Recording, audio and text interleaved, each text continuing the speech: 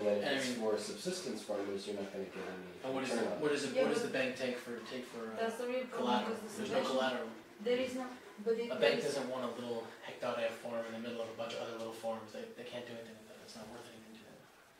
Yeah, but okay, nobody is interested. Nobody is implementing a measure for the subsistence farmers. Right. Yeah. Because a bank can't make money off of that.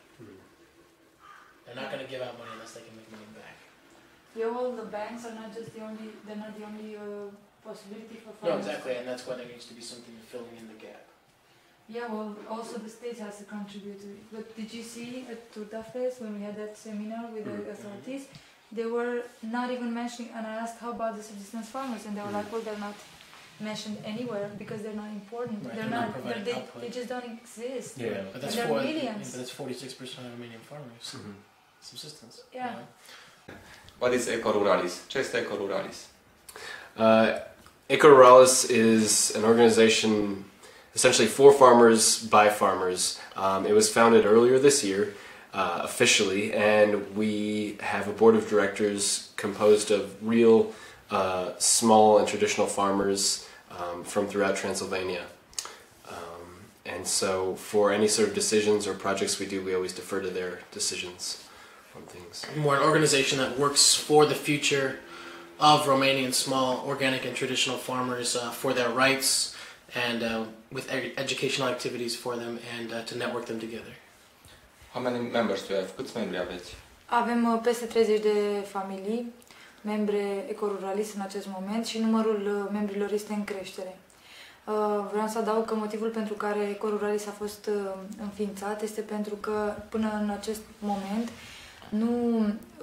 până la înființarea Ecoruralis, nu a existat nicio altă asociație, nicio altă formă de organizare care să reprezinte interesul țăranilor și în care țăranii să aibă un cuvânt de spus.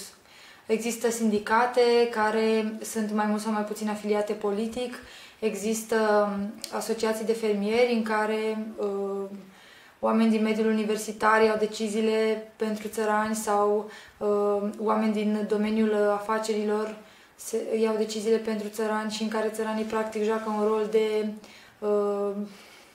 ursul din pădure care e expus la fiecare conferință, la fiecare reuniune, fără a avea însă un rol de decizie în cadrul organizației sau grupului respectiv.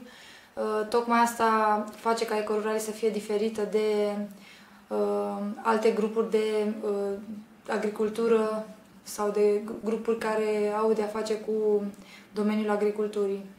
What are the specific needs of small farmers in Romania after EU accession? I think a really important thing to remember is that Romania is a country that's always been made up of small farmers.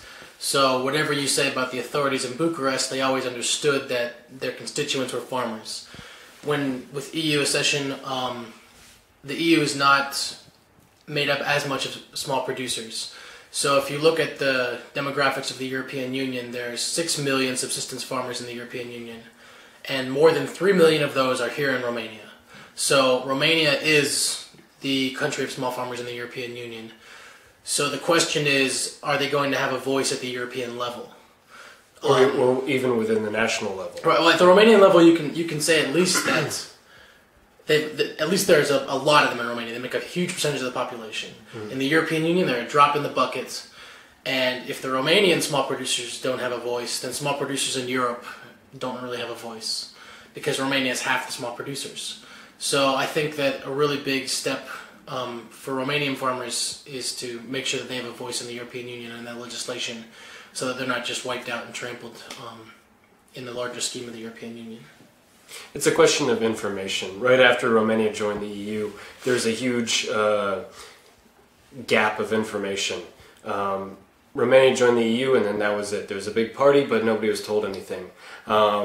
Especially at the rural level. Nobody was given specific information on paper about what this means for you. You are now part of a huge marketplace that involves a lot of huge agribusinesses and commercial grocery stores like Kaufland and Carrefour and Cora that are going to move in and they're going to start selling things. They're going to start selling fruits and vegetables at a smaller price than you can afford to subsist on. And so nobody was told this, for one thing, as well as they really weren't given a way to prepare and safeguard themselves against these changes. And as Ramona had said earlier, they weren't told like what sorts of regulations they would have to abide by, what sorts of laws they'd have to abide by, all of these new things. And you don't just see this for farmers, but you see it for small business owners and things like that.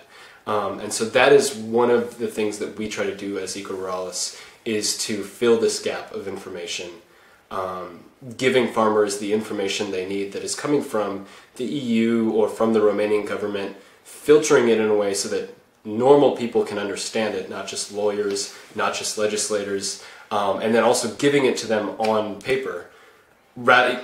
We make it available on our website, but if you look at the ministry, it's only on their website. And even if you're web savvy, it's hard to find where this information is. And so we want to give it directly to people, and then also get feedback from them and see what they think about it, so that we can broadcast their voice to the rest of the nation.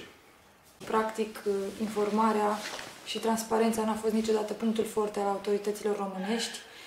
Problema a fost atunci când chiar era foarte, foarte necesar să o facă, și anume din momentul aderării la Uniunea Europeană a fost o foarte, foarte mare nevoie ca autoritățile să vină în întâmpinarea țăranilor și să îi avertizeze cu privire la restricțiile impuse de piața Uniunii Europene, de directivele Uniunii Europene în domeniul sanitar și al biosecurității alimentare.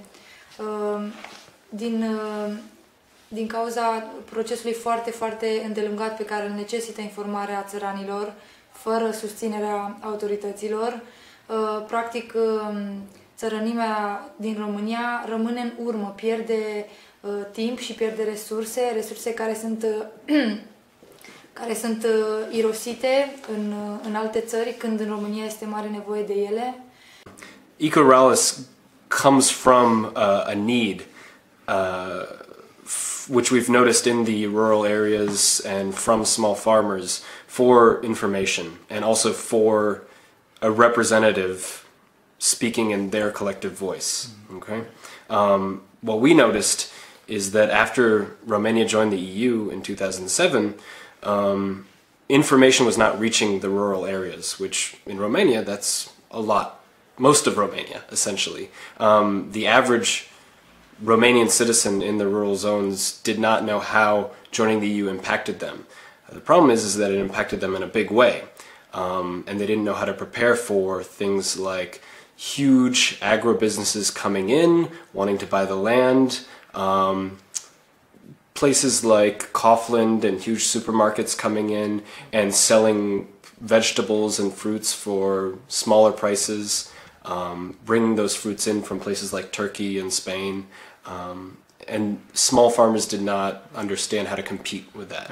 And the other thing we noticed is that so many farmers had organizations working for them supposedly, but it seemed to us that most of those organizations were trying in some way to make money or to get an advantage out of the farmers. They were saying, you know, come to us and we'll help you export. Come to us and we'll do this for you. Mm-hmm. But we didn't see any associations of farmers working for farmers. We saw associations of trade people or exporters or foreign agribusiness coming in and speaking to Romanian farmers. But we felt like there was a need for a voice of Romanian farmers to come from the grassroots up. Mm-hmm.